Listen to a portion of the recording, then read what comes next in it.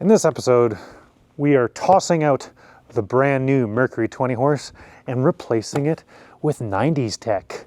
Two-stroke, baby. I'm gonna tell you why.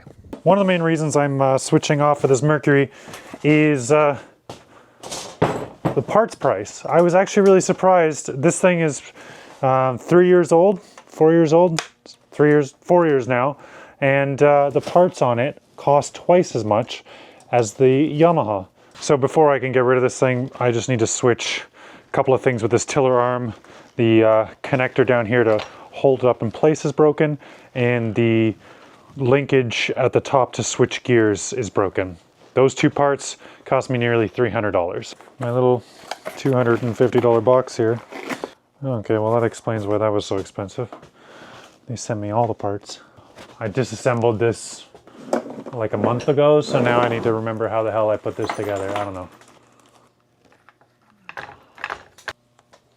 Keep dropping little screws in the big screw holes. I'm glad they have parts diagrams, because I would totally screw this up every time if it wasn't for parts diagrams.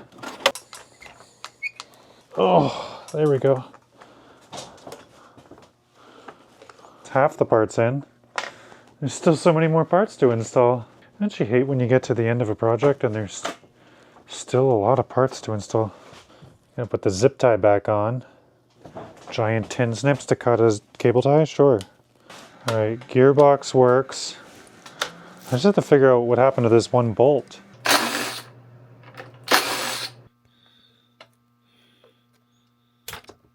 Oh, alright, I finally got it apart. So all of this was just to hold this mechanism. This arm on these Mercuries is kind of unique because it's in the center of the outboard instead of off to the port side. So it also has this locking mechanism so that when you put the arm up, it holds in the on position. It broke pretty quickly because it's made of very flimsy plastic, and the entire assembly underneath is like hardened steel with pins in it. And I didn't think I would need the entire assembly, because all I need are these little plastic divots, but as it happens, each one of those pins does not come out well at all. Great for the building of this thing, I imagine. Absolutely terrible for the work on it. So that's reason number 2 why I'm pretty excited not to have a Mercury outboard anymore. And I just have to get these 4 pins back into this assembly. Hopefully the installation goes a lot better.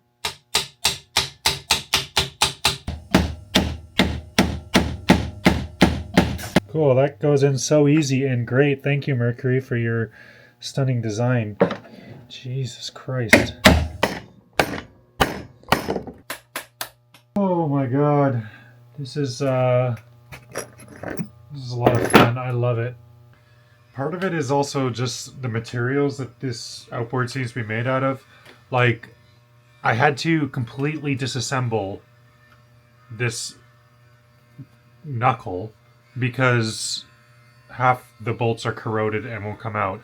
There's a bolt down there that's jammed sideways, and there's no way to get a tool on that. And you can hammer all day on the other end. It ain't coming out without completely smashing this cast aluminum piece out. And this is totally seized, so that's not going apart either. I've had penetrating lube on this thing for like a month.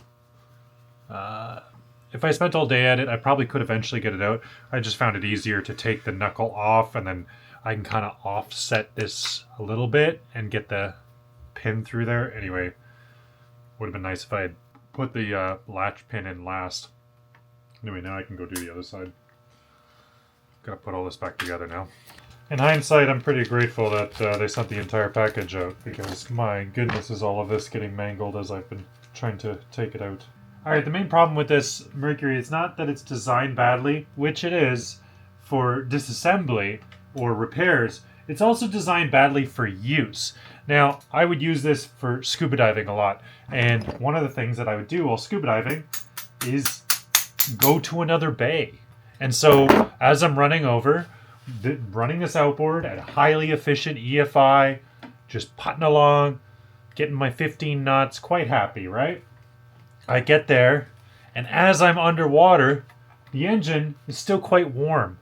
And what happens is the fueling is so close to the engine block that it actually, I'm assuming, creates a sort of vapor lock in the fueling, such that every single time, if I'd been diving for more than like 20 minutes, 15 minutes, there would develop a vapor barrier in this thing, and I'd be yanking on that pull cord 60 to 80 times before it would fire up again.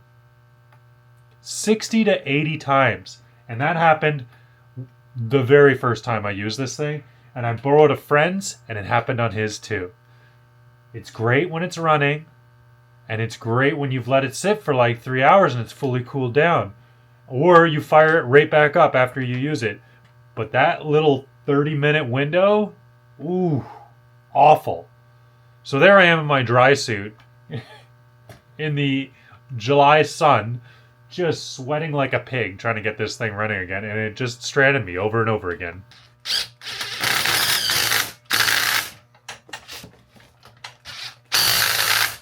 You shouldn't put EFI on an engine that has no electric fuel pump, so there's no way to keep pressure in the system.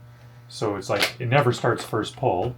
You know, you gotta like yank on it 2 or 3 times to get it started each time, because you have to build electric charge and fuel pressure, and it always seeps out from the factory. That's how it's designed to work. And then instead of putting a lock nut or something on that, it has a pin on top of the Allen key, just to ensure the Allen key doesn't back out, the Allen bolt doesn't back out. That's how they've done it. I don't know why the designers of this Mercury really got a hard-on for pins. Maybe bolts are too expensive. It's going to be all pins. And the one time we do put a bolt, we'll put a pin out on the other side of it. Oh, who gives a shit? It's all corroding anyway. It turns out if you galvanically corrode every single fastener, it works as a really good Loctite. Doesn't come out. You're good. Well, I got a disconnector down here that I can disconnect. I mean, I should be able to get roughly what I paid. I paid $1,800 for the Yamaha. Yeah. And I paid $2,800 for this. And if I can get $1,800 back at the Yamaha for free, essentially, or a free swap, I'll be very happy. Okay, the next step is to strip down the leg and get it ready for paint and primer. Primer and paint, I guess. And it brings up the next reason why I'm off of Mercury for a while. Is that look at all of the pitting that happened. There was still zinc on this thing, and yes, I did leave it down in the water for off and on like 2 months, but like, man, this is crazy. This thing corroded so damn fast. Now, if you look up the literature on Mercury, they're very proud of the alloys that they use, the aluminum alloys that they use to make these outboards. But I've never seen anything galvanically corrode as fast as this. So I don't think they should be proud. I really don't. This is pretty disgusting. That being said, we're going to get it sanded and painted, and it will look good again. And it will still be the same terrible quality metal, though.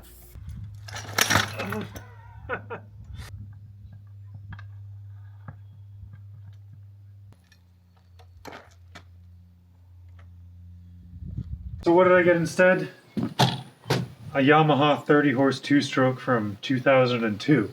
Don't get me wrong, the 2-stroke thing is annoying. I do like the fuel economy of an EFI 4-stroke. It is nice. However, this is my car. This is, you know, how I get about once I park my home somewhere. And it's got to be reliable. And getting stranded with that EFI that has no electric fuel pump, that has no electric start, and just sits there and vapor locks on itself all the time from the factory, yeah, I'm not into it. So, a little bit old school. Plus, for the same weight, roughly, I get 10 more horsepower, which, when moving 4 divers in this boat, has really, really come in handy so far. So, I'll show you what I mean in a second, but I still have some more modifications to do on this.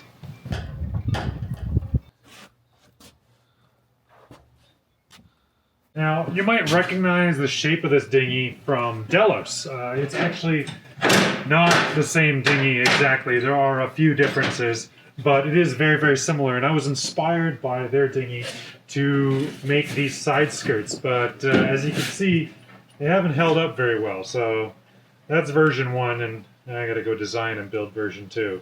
Before you ask, I can't remember the exact model of this dinghy, but it doesn't really matter because they don't make them anymore. This was built actually in Nanaimo, which is only like 10 kilometers from here, so it's pretty local, and I've seen quite a lot of other designs from other parts of the world. They do pop up from time to time. It's cool. I like it a lot.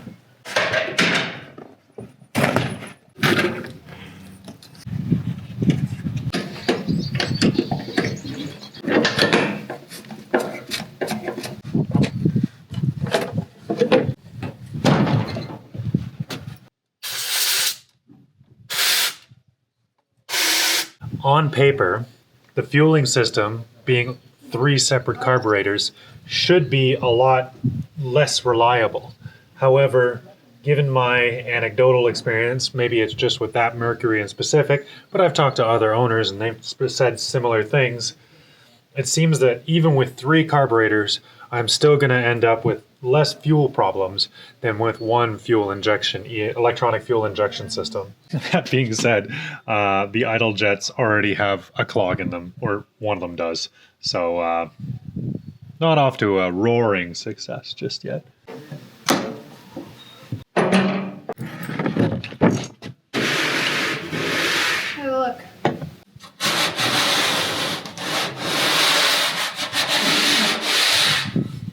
But I think that this was recently serviced because all of these bolts have fresh grease on them.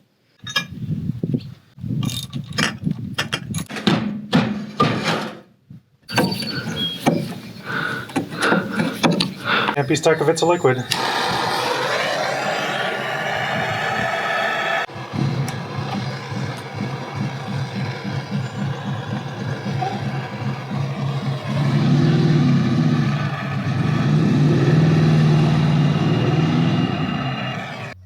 Oh, wow.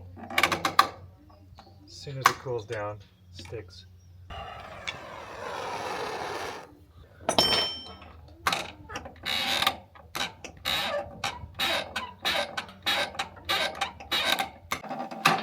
I've been doing a lot of research about this Mercury versus Yamaha debate, and Mercury's got a lot of fans online. There's a lot of people who swear by them online, but anecdotally around here, I don't really see that. Pretty much everybody I know who uses their boat more than a couple times a year won't touch Mercury. So I'm gonna follow suit and stick to Yamaha for now.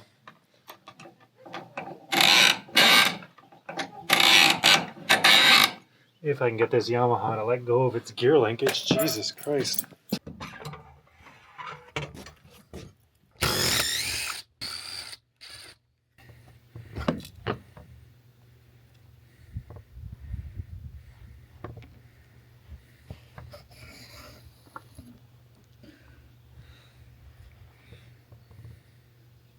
It's not like totally toast, but we got it out here, so we might as well replace it.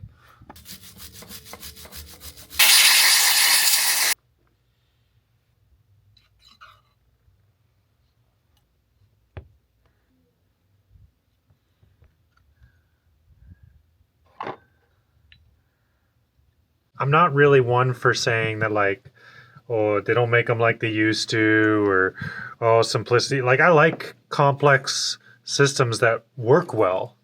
But when you go and put an EFI system on an outboard with no battery, no starter motor, no electric fuel pump, it means that every single time I fire that thing up, you've got to yank on that cord a couple times, 3 times even, just to get it going. That's not good design. And I think Mercury really cut a lot of corners to keep that outboard as cheap as possible. Now, it's popular because it is cheap. But it's not a good outboard.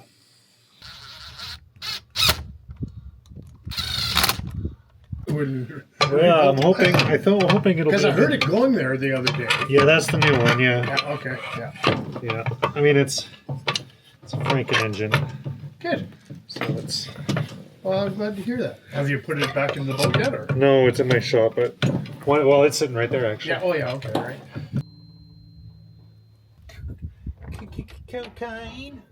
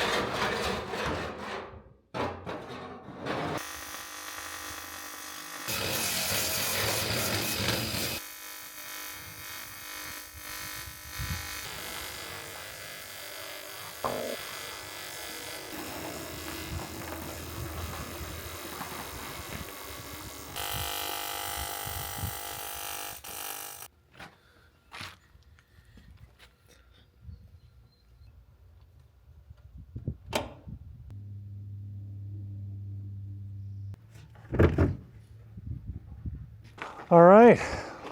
Well, the boat's been named Tuna Can. Maybe it'll inspire some good tuna catching out of this boat one day, although that might be terrifying. The main reason I'm going with the Yamaha, honestly, is this is a dinghy. This is my car. It needs to be reliable. It doesn't need to run for 8 hours a day. If I was doing that, I would put more effort into fixing the problems with the Mercury and get that EFI efficiency that's so nice. But since efficiency is not really that important to me, and I can get an extra 50% more power for the same weight, then this is kind of a no-brainer. So yes, I'm getting rid of the nice new 2021 Mercury 20 horse and replacing it with a 2001 Yamaha 2-stroke 30 horse. As well as all the upgrades to old Tuna Can. She's got a bilge pump now. She has a depth sounder now.